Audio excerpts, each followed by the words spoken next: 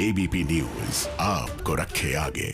बताते हैं आपको कैसे आज मिशन बंगाल में दीदी वर्सेस मोदी, कोलकाता में दीदी वर्सेस मोदी हो रहा है। आमने सामने दोनों। नेताजी सुभाष चंद्र बोस की 125वीं जयंती का मौका है ये, और इस मौके पर ममता बनर्जी देश नायक दिवस मना रही हैं और पीएम मोदी इस मौके पर कोलकाता में पराक्रम दिवस मनाने की तैयारी में है। ममता बनर्जी पदयात्रा करेंगी।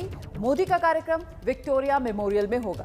इस कार्यक्रम में ममता भी शामिल हो सकती हैं। मतलब इस हाई वोल्टेज चुनावी माहौल में आमना सामना हो सकता है ममता और मोदी का।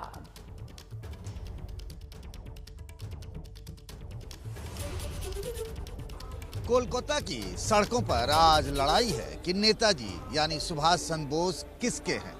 जिस जगह पर मैं हूं वो है श्याम बाजार का इलाका और यहां नेताजी की मूर्ति है और यहीं से बंगाल की मुख्यमंत्री ममता बनर्जी कुछ देर बाद यहां से पद यात्रा शुरू करेंगी। यहां से धर्मतल्ला तक जाएंगी। मंच सज चुका है, गाजे बाजे भी है, बैंड भी है। जिस तरीके से आज़ाद हिंद फौज में बैंड बजा करता था और वो धुन और गीत भी बज रहा है चारों तरफ। कदम से कदम बढ़ाई जा, लेकिन बात यहाँ कदम से कदम बढ़ाने की नहीं, यहाँ वोट से वोट बचाने की है। आज ही कोलकाता में एक तरफ प्रधानमंत्री नरेंद्र मोदी आ रहे हैं नेताजी सुभाष चंद्र बोस की 125वीं जयंती पर, और आज ही ये जो पूरा का रास्ता दिख रहा है सामने ना, जो तृणमूल कांग्रेस के झंडे लगे हुए हैं, ये कैमरा देख रहे हैं, ये सारे जो है तृणमूल कांग्रेस की तरफ से इंतजाम किया गया है।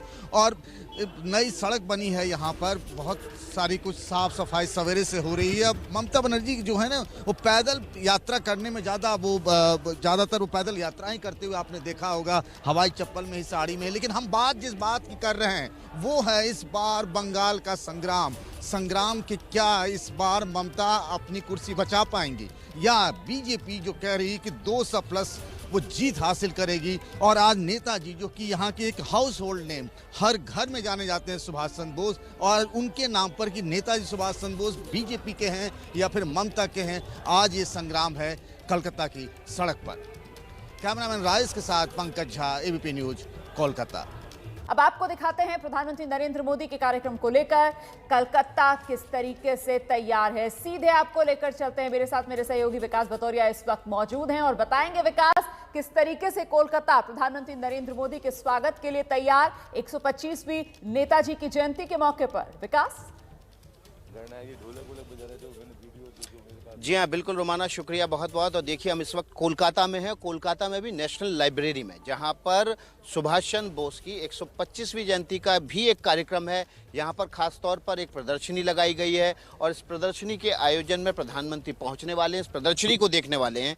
हमारे साथ इस कार्यक्रम के आयोजन करने वाले मंत्रालय, संस्कृति मंत्रालय के मंत्री प्रहलाद पटेल साहब भी जुड़े हुए हैं यहाँ पर। उनके साथ हम बात करेंगे और इस पूरे नेशनल लाइब्रेरी का हम नज़ारा भी लेंगे कि किस तरह से जो सुभाष चंद्र बोस की 125वीं जयंती पराक्रम दिवस है उसको मनाने का प्रयास यहाँ पर किया जा रहा है। प्रहलाद पटेल साहब, आपका बहुत बहुत स्वागत है एबीपी न्यूज़ पर।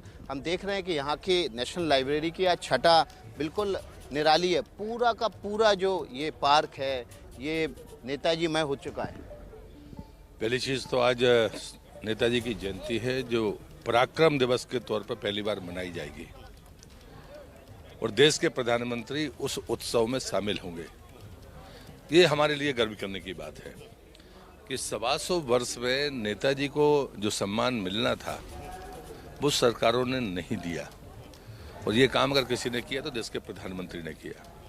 जब उनको नेताजी को सम्मान क्यों नहीं दिया गया, क्या कोई राजनीतिक वजह रही उसकी? ये उनको जवाब देना होगा जो सरकार में बैठे थे, जिनने ये गलती की। लेकिन यहाँ पर जो कार्यक्रम की श्रृंखला है कि एक 3 दिन से एक कॉन्फ्रेंस चल रही है, देश के विद्वान और देश के बाहर के विद्वान लगातार उस पर इसी पर चर्चा कर रहे हैं। जब आप मुझसे प्रश्न पूछ रहे हैं, मुझे लगता है उस गोष्ठी से बहुत सारी बातें निकल कर बाहर आएंगी। दूसरा, नेशनल लाइब्रेरी में NGMNA का 400 मीटर के कैनवास पर यहाँ के जो बंगाली पटुआ कलाकार हैं 200, उनके ये पेंटिंग्स बनाई हैं।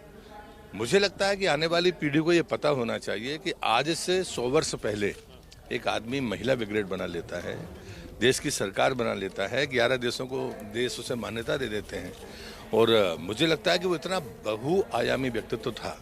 जिसकी कोई कल्पना नहीं कर सकता। इसके बाद का जो कार्यक्रम है वो बेल्वेडेयर हाउस में है, विक्टोरिया मेमोरियल में है। तो चूंकि वहाँ पर हम चाहते हैं कि 2 वर्ष तक जो चीज़ें नेताजी से जुड़ी हुई हैं वो चीज़ें आने वाले बच्चे देखें। वहाँ बड़ा फुटफॉल है, 20 से 25 हज़ार लोग जाते हैं, तो वो देखें।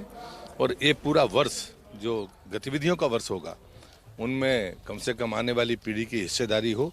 और वो ऐसा व्यक्तित्व है जो चाहे आप पढ़ाई की बात करिए तो नेताजी को आप अव्वल पाएंगे, आप संगठन की बात करिए तो वो अव्वल मिलेंगे आपको। अगर आप सोचते हैं कि कोई चीज़ त्यागनी है तो उसमें वो अव्वल मिलेंगे। उनकी आध्यात्मिक सोच भी इतनी बड़ी थी, जो बंगाल की धरती पर एक सांस्कृतिक पहचान है। ये चीज़ें कभी देश के सामने नहीं आई हैं, ये सब मैं मानता हूँ। पराक्रम दिवस के बहाने सरकार की ये कोशिश है ये चीज़ें बाहर आ जाएं, लेकिन आरोप ये लग रहे हैं कि आप उन दस्तावेजों को अभी भी नहीं खोल रहे हैं जिन दस्तावेजों के जरिए ये पता चल सके कि आखिरी वक्त में सुभाष चंद्र बोस के साथ हुआ क्या था। मुझे लगता है कि पहले तो किसी ने हिम्मत नहीं जुटाई। एकमात्र मोदी जी ही ऐसे व्यक्ति हैं जिन्होंने उन दस्तावेजों को सार्वजनिक करने की हिम्मत जुटाई है। दूसरी बात, जब INA सरकार के, आज़ाद हिंद सरकार के 75 वर्ष पूरे हुए थे तो लाल किले पर झंडा फहराने का जो अपवाद है वो भी प्रधानमंत्री ने किया। और मैं भाग्यशाली हूँ कि मोरंग की धरती पर मैं था, उस समय ध्वजारोहण मैंने मोरंग की धरती पर मैंने भी किया है। मुझे ये जो चीज़ें जो लोग कहते हैं उनको, उनसे मेरा एक सवाल है आपके माध्यम से कि यदि सत्यजीत रे की शताब्दी है तो हमने नहीं बनाई है, वो चुनाव के बाद।